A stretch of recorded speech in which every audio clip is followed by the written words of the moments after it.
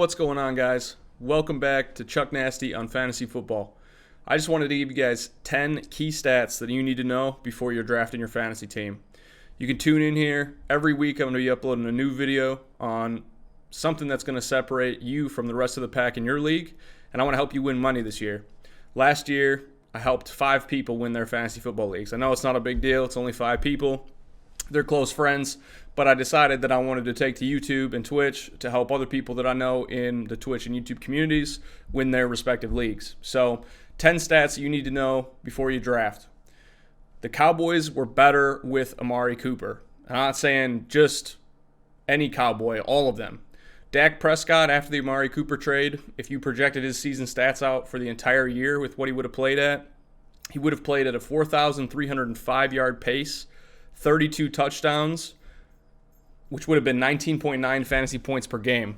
That would have put him in the top 6 quarterbacks in fantasy last year. And he's going pretty late in drafts. I have absolutely no problem drafting him. I think he's a high upside guy with a good floor because of his legs. Amari Cooper averaged 6 catches for 81.5 yards and .64 TDs. That would have put him on pace for 1,304 yards and 10 touchdowns for the whole season. Those are wide receiver 1 numbers. And it helped Zeke, too, in the running game.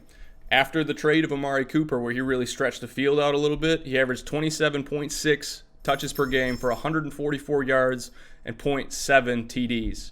I mean, it doesn't get any better than that. Any running back that's getting over 20 carries a game, I'm drafting him all day long. The Minnesota Vikings. So if you guys remember last year that Adam Thielen and Stephon Diggs were having really great years, right? Well, Mike Zimmer fired the offensive coordinator, John DeFilippo, for throwing too much. Not sure how that exactly happens, but he didn't like it. He told him to run the ball more. He didn't. He ended up firing him. An offensive coordinator named Kevin Stefanski took over.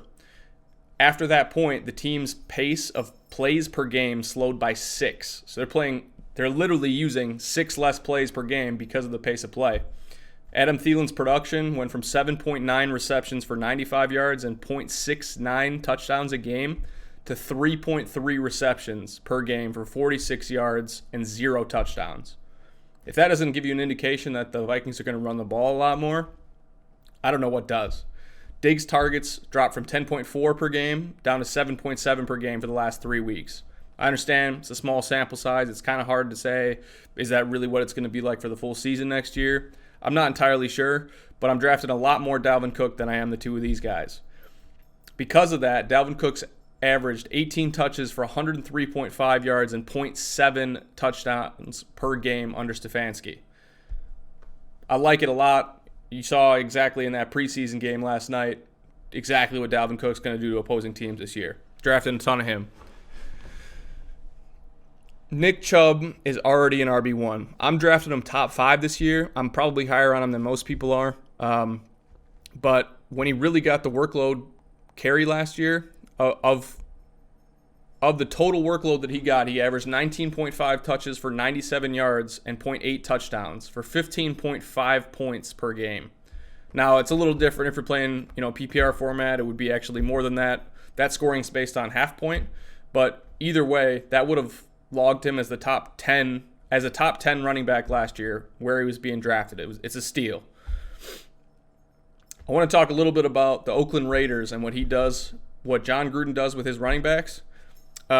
He really, really likes his RB1's workload. He just always has. From 1998 to 2007, Gruden handled 266.1 touches per season to his lead back. That's 18.1 per game. And if you look at the ACL tear of Isaiah Crowell this year too, and the fact that they just released Doug Martin pending he gets off of IR, Jacobs is going to see anywhere between 240 to 280 touches this year. I love him. His ADP's in the 4th round. He's somebody I'm drafting a lot of. There are some questions also on Juju Smith-Schuster. So this is the first year that he's going to actually be the true wide receiver 1 in Pittsburgh. And the question has been asked a lot, is he a true wide receiver 1? And I think the answer is yes.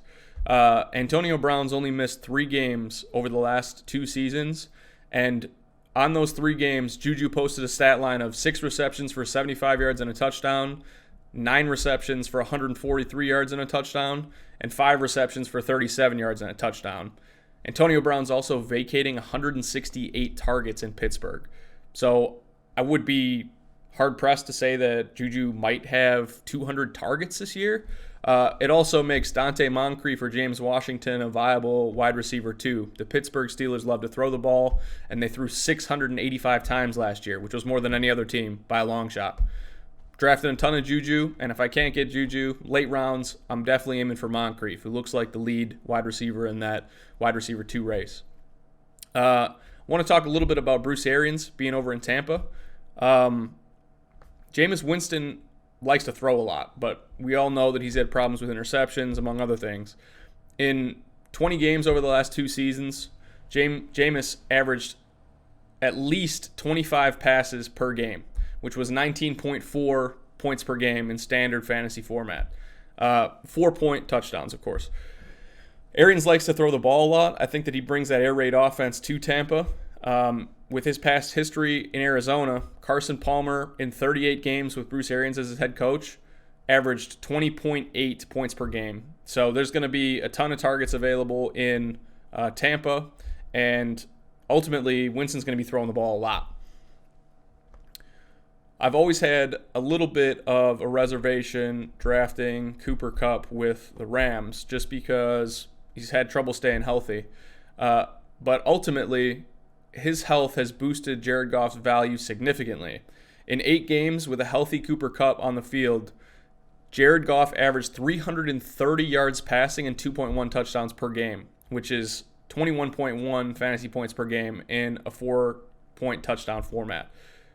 I absolutely love that combination. If you're able to stack Jared Goff, who's currently going off the board as like the 12th or 13th QB, an average draft pick, and you can get Kupp in the 5th, 6th, 7th rounds, that's a steal. You're going to do well.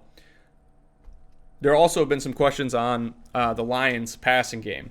One, because the Lions have been historically kind of abysmal as an NFL team, but ultimately they have Matt Patricia as a head coach now, and they like to run the ball a bit more.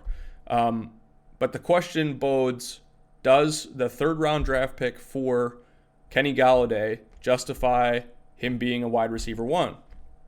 And me personally, I'm going to say no. I'm not drafting Kenny Golladay in any games.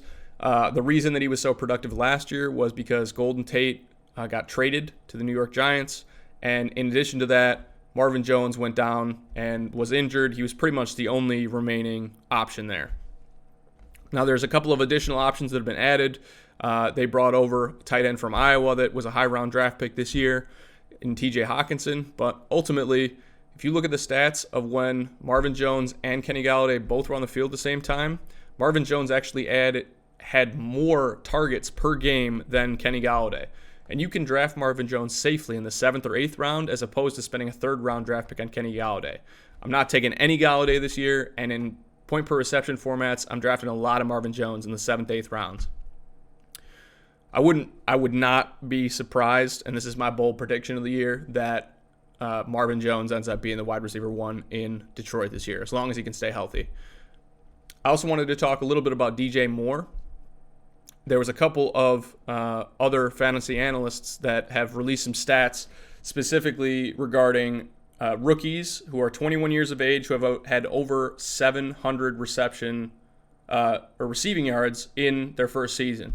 So since 2000, DJ Moore was the 13th 21-year-old rookie wide receiver to post 700 or more receiving yards. The other 12 receivers that did that since 2000 at 21 saw an increase in their second year in the NFL by 30% in yards and a 19% increase in touchdowns. If you go back and you add that into DJ Moore's stats, you end up with something along the lines of 73 catches, 1,000+ receiving yards, and like 4 touchdowns. I think that's a great value in the 7th round. The last piece I want to talk about before we end the stream today is Aaron Jones.